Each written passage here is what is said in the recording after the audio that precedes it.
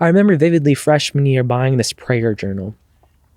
And it was this small, oh man, probably like 4 inches by 2 inch little prayer journal, man. And my dad had introduced me to this book called The Prayer Circle. And what that entailed was me writing prayers in this. I would draw a circle. I would draw a circle in this prayer journal, and I would write down prayers that I wanted to ask God for. And I remember doing that freshman and sophomore year of high school. And I look back, and even though that is, it's really good to an extent, I started kind of making God almost like a genie. And I think that's a dangerous place to be in sometimes. But, figuring out my faith, I was kind of, that was part of the journey, is realizing that God isn't, God isn't some sort of genie.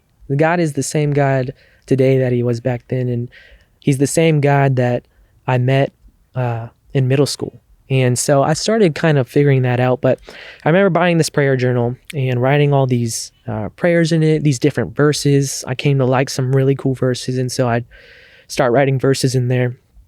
And then sophomore year is when the Lord really, junior year was when the Lord really just wrecked my life, man. Kind of a crazy story, but one Saturday, my sophomore year of high school, I was playing varsity baseball, and I remember driving to practice Saturday morning. And the day before, I remember going jet skiing with a good friend of mine, Jack John.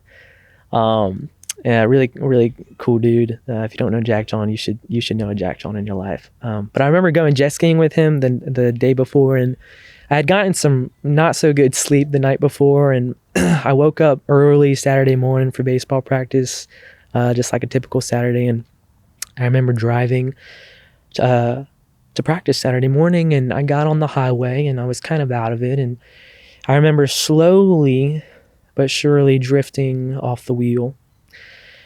And before I knew it, when I got on the highway, I was driving in the grass field, just about to get on the highway, and I remember swerving, trying to get back on the road, and that's when my car took a whole 360.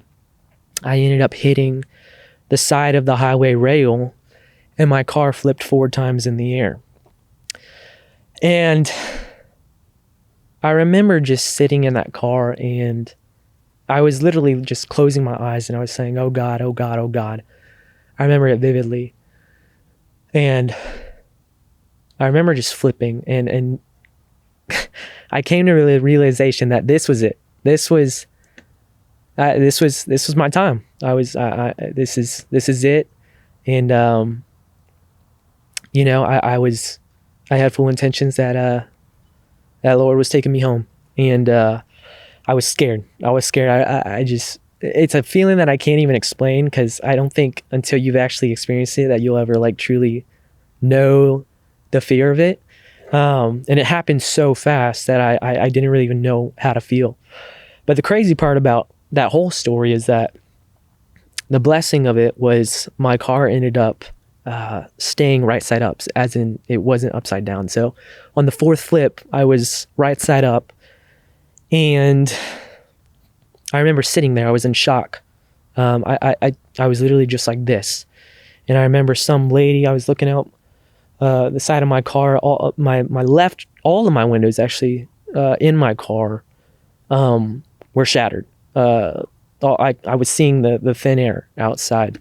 My front window had a huge crack in it. You couldn't even see me because it was busted up.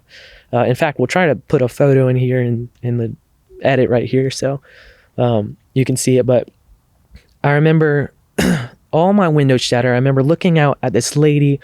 It was kind of one of those moments that you see in the films where it's like they just get in an accident, and it's like, oh, everything's so slow, and like there's noises going on in the background. That's literally what it felt like. And I remember seeing this lady to my side, and she was yelling something, and I couldn't understand her. And she was calling the police, and I think she was saying, am I okay? Am I okay? And I didn't know what to say because I was in shock. But I was sitting there, and all my windows were shattered, man. And my phone, I was looking for my phone. I couldn't find my phone anywhere. I couldn't find my wallet anywhere. But the only thing that was in that car, all my windows were shattered. My middle console was open. And the only thing that was inside this car at this time was that prayer journal I had bought my freshman year of high school. And, I don't want this story to sound, churchy or, whatever. But, man, I will say it was nothing short of a miracle, man. I ended up not having a scratch on my body. And I remember looking at that prayer journal and seeing that it was the only thing in my car. And it was open to this page, and it read Ephesians 3:17 through 18. And it was that verse that I shared with you earlier. Paul is talking to the church of Ephesus, and he says that I pray that you, being rooted and established in love, would have the power with all God's people to grasp just how wide, how long, how high, and how deep is the love of Christ.